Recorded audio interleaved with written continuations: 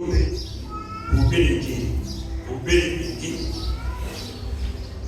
hubiri neno la Mungu ndio Injili. Bwana Yesu asifiwe sana. Hubiri neno au hubiri Injili. Haya maneno mwandishi ni Paulo.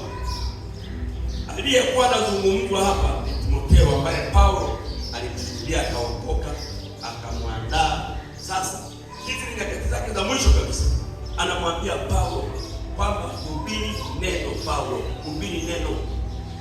Kuna kipindi kitakuja ambapo watu watajikusanyia, walimu makundi. Kwa hiyo upinzani wa Injili haujaanza leo, ulikuwepo kabla na baada ya kipindi cha Biblia. Kwa Paulo anamtahadharisha, Paulo anaongea naye, anamwambia uwe tayari kwa muda unaofaa na usiofaa. Uwe tayari, uwe standby. Kwa nini alimwambia hivyo Paulo? Kwa nini mtu anakuambia kwamba uwe tayari? Maana yake kwamba kuna upinzani unaenda kukabiliana nao. Unapokuwa unaambiwa kwamba bwana, uwe tayari, maana yake unaandaliwa kwamba kuna ugumu unakutana nao. Kwa hiyo ugumu wa Injili haukuanza leo. Kupingwa kwa Injili ya kweli haujaanza leo. Tangu kipindi cha Biblia, tangu kipindi cha Paulo anahubiri, anamwambia Timotheo, hubiri Injili. Bwana Yesu asifiwe sana. Hubiri Injili. Injili nilipokuwa nazungumza na nafanya maandalizi, nataka nikupe mambo manne ambayo yako kwenye Injili. Injili ya kweli, cha kwanza lazima itangaze toba, yaani kwamba mtu atubu dhambi.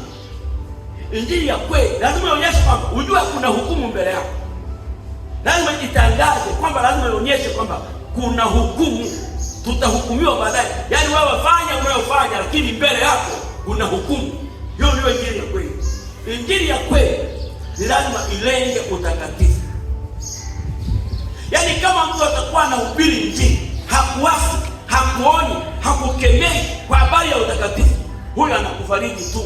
Na Injili ya kweli ina ugumu fulani, ina mikazo. Na watu kwa sababu hawataki hiyo mikazo, sasa wametafuta mahali ambapo wanaweza kaenda kupata faraja. Kwenye Injili hatuhitaji faraja.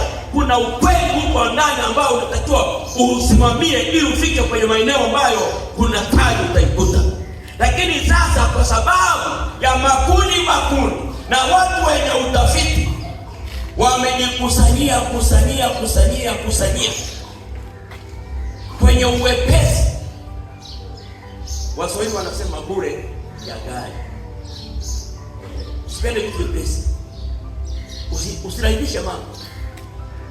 Yaani kwenda mbinguni hakuhitaji ulegevu, unahitaji ukaze vizuri, vinginevyo utabaki. Na kama unahitaji kupambwa na maneno ya uongo, wewe nenda kwangu, lakini kwenye ukweli ni kwamba tusimame kwenye ukweli. Haleluya. Paulo anaambia hubiri neno, hubiri Injili. Na kama kanisa litasimama likahubiri Injili, ule ukweli ambao uko kwenye Injili ndio una uwezo kubadilisha maisha ya mtu. Lakini kama utahubiri maneno yako, kama utahubiri hadithi fulani, haziwezi kumbadilisha mtu. Kinachoweza kubadilisha mtu ni neno la Mungu. Akilisikia linabadilisha ndani ndiko kunakobadilika. Kwa hiyo anaambiwa hubiri Injili. Hubiri Injili. Nasema uwe tayari kwa muda unaofaa na usiofaa. Kwa namna nyingine tungepaje chini ungepewa cast anybody, kwamba anything can happen. Muda wote na wakati wote tunaweza kutokea jambo, ukakuta badala ya kusimama kwenye ukweli umeenda kwenye uongo. Haleluya.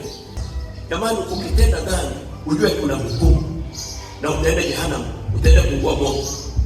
Na maneno haya waliambiwa watu, wakayagomea kulingana na mazingira waliokuwa nayo, kwamba kwa mazingira haya hakuna kitu kinachotokea. Sasa na mimi nasimama kama mhubiri wa Injili, kama Paulo alivyomwambia Timotheo. Na mimi leo maandiko yananiambia nisimame nihubiri habari za Yesu Kristo.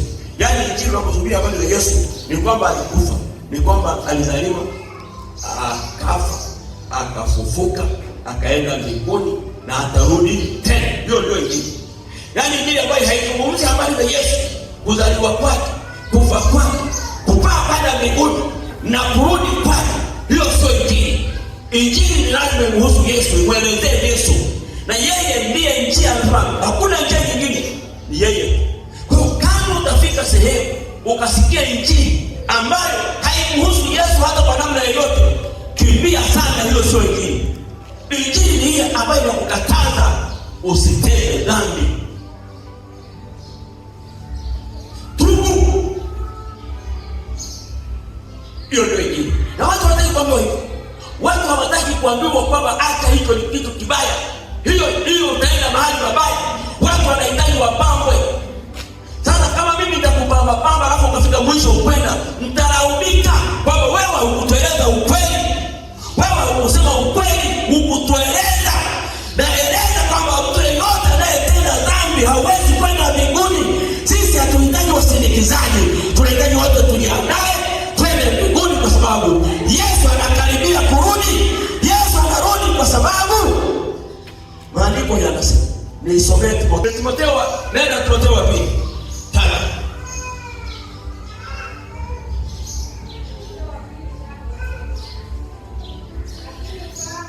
Lakini ufahamu neno hili, ya kuwa siku za mwisho zitakuwa nyakati za hatari. Watu watakuwa wenye kujipenda wenyewe, wenye kupenda fedha, wenye kujisifu, wenye kiburi, wenye kutukana, wasiotii wazazi wao, wasio na shukrani, wasio sawa, wasiowapenda wakwao, wasiotaka kufanya suluhu, wasingiziaji, wasiojizuia, wakali, wasiopenda mema, wasaliti, wakaidi, wenye kujivuna, wapendayo anasa kuliko kumpenda Mungu. Yaani fahamu ni neno hili, nyakati za mwisho. Nyakati hizo zilipokuwa zinazungumzwa ndizo tulizo nazo. Ndizo nyakati ambazo ni ngumu sana. Jamani wapendwa, tuko kwenye nyakati ngumu. Nyakati ambazo Biblia imelizungumza. Haleluya. Jamani wanasikia sana. Kwa hiyo tunaomba tukae. Labda ningekuwa nimeandaa kitabu cha ujumbe, ningesema fungeni mikanda. Ndege nataka kupaa. Fungeni mikanda kabisa. Ndege na paa. Sio muda sasa wa kujichanganya. Kama umeamua kufa, sio kuoza. Wewe amua kama mimi nimekufa, lazima nioze. Sasa Biblia inahitaji watu walioamua kujikana, walioamua kukataa dunia. Sio unarudi tunataka ujikana na dunia ambayo imemeza watu. Na mahali ambapo Shetani ameweka sana mkono wake ni vyuo vikuu. Na mtu anayeenda chuo kikuu ni mtu mwenye akili. Wewe ambao unaenda chuo kikuu unafikiri kama mjinga mjinga. Yaani wewe usome chuo kikuu na unafikiri huna akili. Shetani anatafuta watu wenye akili. Shetani hatafuti watu wajinga. Wale waliopitia chuo hivi karibuni mtakubaliana mambo yanayofanyika kule vyuoni. Mnajua, nisitaki kuelezea hapa. Lakini kama kuna changamoto, sio watu ambao tayari wanaandaliwa kusimama kwenye madaraka, wasimame kwenye dunia hii ambayo tuko nayo, unakuta Shetani amewekeza nguvu zake kupotosha vijana wetu ambao tunatakiwa kwamba walisimamia taifa hili. Wapendwa katika Bwana, kama kuondoka, Yesu anaweza kurudi wakati wowote. Sasa nahubiri habari hizi zikutahadharisha kuona kama uko upande wewe kama usawa, kwamba wakati wowote unaweza kubaki au kuondoka.